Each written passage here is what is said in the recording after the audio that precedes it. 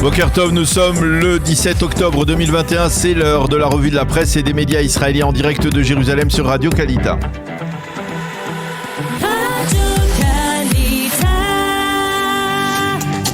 Avec Daniel Haïk. Daniel, bonjour. Une fois n'est pas coutume, nous allons commencer cette revue de la presse, non pas avec les manchettes des grands quotidiens, mais par un titre plus discret, mais tout de même important, que vous avez trouvé au milieu du Yediot Aharonot. En effet, Laurence, nous allons venir dans quelques instants au grand titre de la presse israélienne, mais ce matin, j'ai choisi de commencer cette revue de la presse par une information importante qui concerne les médecins juifs qui auraient l'intention de faire leur aliyah en Israël. Ce matin, le Conseil des ministres israéliens devrait valider une initiative visant à accélérer l'aliyah et l'intégration professionnelle des médecins qui souhaitent s'installer en Israël. On le sait, la grève des internes des hôpitaux nous l'a d'ailleurs rappelé, l'État d'Israël manque cruellement de médecins et c'est entre autres l'une des raisons qui oblige les internes à faire des tours de garde de plus de 24 heures dans les hôpitaux. Pour essayer d'augmenter le nombre de médecins, l'État d'Israël a d'abord décidé d'autoriser 60 étudiants en plus à entamer cette année d'études de médecine, mais il faudra bien entendu patienter plusieurs années avant que cela ne se répercute dans le système hospitalier. Alors, Pnina Tamano-Shata, la ministre de l'intégration, a donc décidé de présenter une réforme qui permettra à des milliers de médecins et même d'infirmiers juifs de faire leur aliyah et d'entrer rapidement dans ce système hospitalier. Ce projet doit inclure la création d'une plateforme informatique dans différentes langues comme le russe, le français et l'anglais qui permettra aux médecins et infirmiers candidats à l'aliyah de déposer leur diplôme avant même d'avoir effectué leur aliyah afin que ceux-ci soient examinés et validés en perspective de leur équivalence. Bref, ce processus d'intégration devrait être nettement plus rapide que jusqu'à présent et ce projet doit être donc validé aujourd'hui par le Conseil des ministres. C'est en soi une mini-révolution qui méritait d'ouvrir donc ce matin notre revue de la presse sur Radio Kalita ce matin, surtout lorsque l'on sait que ce dossier est l'un des principaux pôles d'action de Kalita en Israël depuis sa création. Revenons, si vous le voulez bien, Daniel, au grand titre. Et l'une des principales manchettes ce matin est celle du Israël Hayom, qui se rapporte à l'élimination hier d'une haute personnalité syrienne. Oui, en effet, Madhat Saleh a été éliminé hier par un ou par plusieurs snipers qui se trouvaient en tournée alors qu'ils se trouvaient en tournée dans la partie syrienne du plateau du Golan, non loin de Quneitra. Salah n'est pas un inconnu pour Israël. Il a passé 12 années dans les prisons israéliennes après avoir été condamné pour activité terroriste sur le plateau du Golan. Il a été incarcéré entre 1985 et 1997 et à sa libération, il est entré en Syrie où il a été élu au Parlement comme représentant du plateau du Golan. Selon les estimations, Madhat Saleh était devenu au fil des ans le principal responsable d'activités subversives entre l'Iran et la Syrie et ce plus spécifiquement dans le sud de la Syrie près de la frontière avec Israël. Il aurait tenté de mobiliser des Druzes du plateau du Golan pour espionner au profit de Téhéran et pour organiser des opérations contre des cibles israéliennes dans cette région. Selon des sources syriennes, Saleh aurait été éliminé par des snipers de l'armée israélienne alors qu'il circulait à bord de son véhicule près de Quneitra, la ville frontalière avec Israël sur le plateau du Golan. Le Israël Hayom titre ce matin en manchette: l'objectif de cette élimination, frapper les infrastructures iraniennes dans la partie syrienne du Golan. Le Yediot Aharonot titre pour sa part: l'Iran a été freiné en Syrie. Mais Yossi Yehoshua explique dans le Yediot, dans son analyse, que même si c'est Israël qui est responsable de cette élimination, cela n'empêchera pas le Hezbollah de continuer à menacer à l'aide de dizaines, voire même de centaines de milliers de missiles le territoire israélien.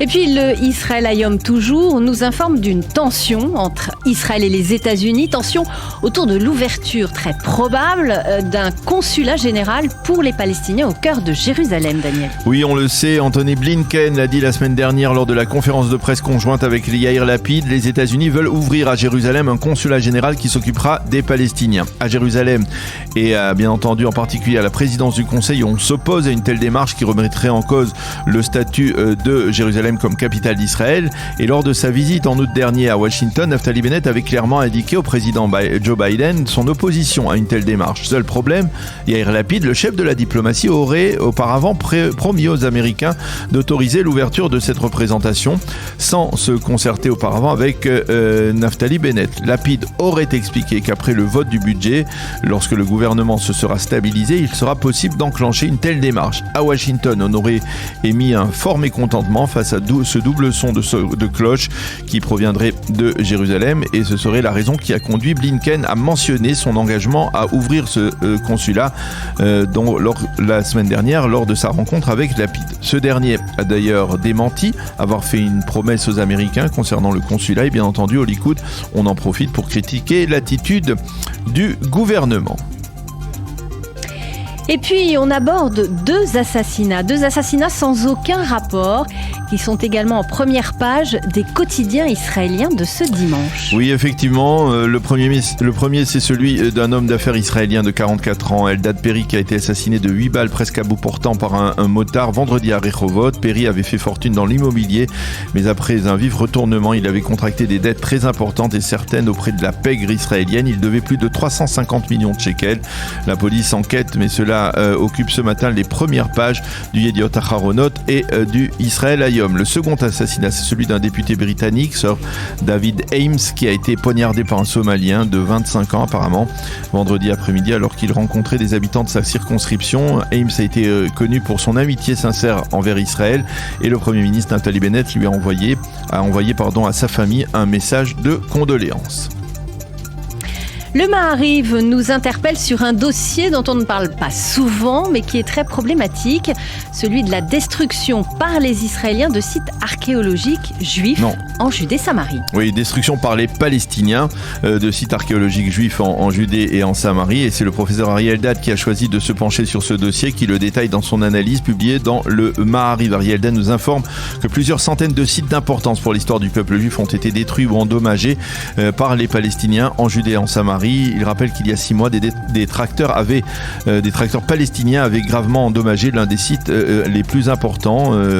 Il s'agit de l'hôtel AUTEL de Josué sur le mont Ebal. Ce site est situé en zone B sous contrôle mixte israélien et palestinien, mais l'officier israélien de Tzahal en charge du dossier n'avait pas voulu créer de tension à l'époque avec les Palestiniens. Rien n'avait été fait pour restaurer ce lieu. Un rapport rédigé par 3 organisations israéliennes a établi que 80% des sites recensés avaient été endommagés. Et on termine cette revue de la presse israélienne de ce matin par un éditorial, celui de Sefi Endler, dans le Haaretz, qui se rapporte à la vente aux enchères du fameux Mahor Luzzatto. Oui, il s'agit du Mahor Luzzatto, un livre de prières, de fêtes de Rosh Hashanah et de Yom Kippour qui date du XIIIe siècle, qui appartient à l'Alliance israélite universelle et qui va être mis en vote aux enchères après-demain à New York par Sotheby's. Et Sefi Endler écrit dans le Haaretz de ce matin qu'il s'agit là d'une pièce rarissime de toute beauté, rédigée à la main par un certain Abraham, et il qualifie ce Mahor Luzzatto de Mona Lisa du judaïsme français. Il revient sur les raisons budgétaires qui ont conduit les responsables de l'Alliance israélite universelle, Mark Eisenberg et Roger Kuckerman, à mettre ce Mahor en vente aux enchères. Il estime qu'il n'est pas encore trop tard pour qu'il soit acquis par l'État d'Israël et pour qu'il poursuive sa longue existence à Jérusalem, peut-être au sein de la Bibliothèque nationale d'Israël.